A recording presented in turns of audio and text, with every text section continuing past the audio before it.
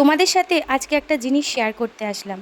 সত্যি এই কমেন্টটা না পড়লে এতদিন আমি বুঝতেই পারতাম না যে সত্যি আমাদের মতো ফিল কেউ করে।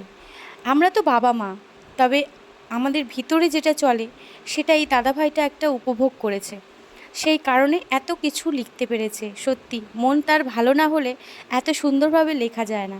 তো তোমরা হয়তো সবাই কমেন্ট ফলো করো না, তার জন্য আমি বলছি এই কমেন্টটা শুধু তোমাদের জন্য শেয়ার করতে আসলাম। তোমরা নিজেরা শুনলেই হয়তো বুঝতে পারবে দাদাভাইয়ের মনের ফিলিংসটা, যেটা আমার থেকে দাদাভাই ফিল করেছে। তো চলো, দাদাভাইয়ের নাম বিশ্বজিৎ রায় বিশ্ব। চলো শুনিয়ে দিই কী লিখেছে আমাদের জন্য, শুধু আমাদের জন্য। অর্ক, তোমার মা তোমার জন্য লড়ে যাচ্ছেন। একটা 6-7 বছরের ছোট্ট শিশু, যার পা চলে না, যার শরীর দুর্বল, কিন্তু যার চোখের ভেতরে পুরো পৃথিবীটা জ্বলজ্বল করে, তার নাম অর্ক। আমি তাকে দেখলাম সোশ্যাল মিডিয়াতে, তার বাবা মায়ের সঙ্গে ভালোবাসার এক আশ্রয়। অর্ক হাঁটতে পারে না, কথা বলতে পারে না ঠিকভাবে, হয়তো সে বিশেষ চাহিদা সম্পন্ন শিশু, কিন্তু তার মুখে এক নিষ্পাপ হাসি। তার বাবা মা প্রতিদিন যুদ্ধ করছেন এই সমাজের সঙ্গে, ভাগ্যের সঙ্গে, নিজেদের ভেতরের অসহায়তার সঙ্গে। দিনের পর দিন তারা চেষ্টা করে যাচ্ছেন ছেলেটাকে সুস্থ করার, তাকে একটু ভালো রাখার। অর্কের মা সোশ্যাল মিডিয়ায় মাঝে মাঝে তার ছেলেকে নিয়ে পোস্ট করেন, ভিডিও দেন, কারণ তিনি চান এই লড়াইটা শুধু তাদের একার না হোক, পুরো পৃথিবী জানুক। তিনি চান অন্যরা দেখুক, বুঝুক, শিখুক একটা বিশেষ শিশুর মা বাবা হওয়া কতটা কষ্টের, কতটা সংগ্রামের। কিন্তু সমাজ কি করে?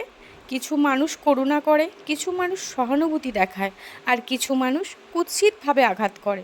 এগুলো দেখিয়ে কী লাভ? সন্তানের কষ্ট বিক্রি করছে, নিজেকে বড় মা প্রমাণ করতে চায়। এমন কথা শুনতে হয় অর্কের মাকে, অথচ কেউ বোঝে না এই মায়ের হৃদয়ের ব্যথা কতটা গভীর। তিনি রাতের পর রাত ছেলের মাথায় হাত বুলিয়ে কাঁদেন, সকালে আবার হাসি মুখ ফুটিয়ে বলেন, তুই একদিন ঠিকই হাঁটবি বাবা। কেউ বোঝে না তিনি একা একা কতবার ভেঙে পড়েছেন, কিন্তু নিজের ছেলেকে দেখে আবার উঠে দাঁড়িয়েছেন। অর্কের মা কি চান করুণা?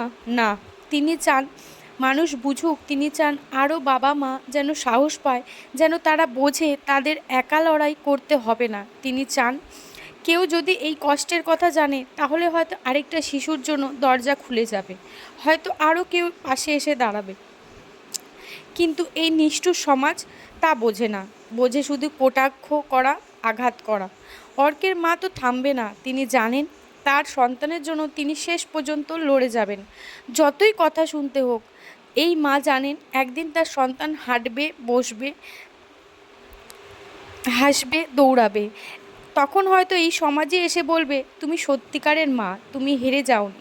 অর্ক, তুমি সুস্থ হয়ে উঠবে। তোমার মা তোমার জন্য দিন রাত এক করে দিয়েছেন। তোমার বাবা নিঃস্ব হয়ে গেছে তোমার হাসিটুকু দেখতে।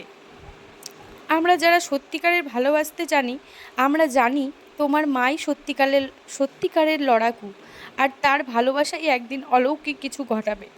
এই সমাজ হয়তো কটু কথা বলবে, কিন্তু ভালোবাসা সব কিছুর ঊর্ধ্বে।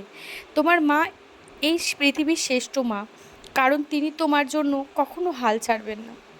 তো থ্যাংক ইউ দাদা ভাই, সত্যি এটা আমার মনের কথা লিখেছো, আমার খুব ভালো লেগেছে। আমি দুদিন ধরে তোমার কমেন্টটা পড়ছি, সত্যিই খুব ভালো লেগেছে। তার জন্য অসংখ্য ধন্যবাদ, যে আমার মনের ফিলিংসটা তুমি সবাইকে জানানোর জন্য।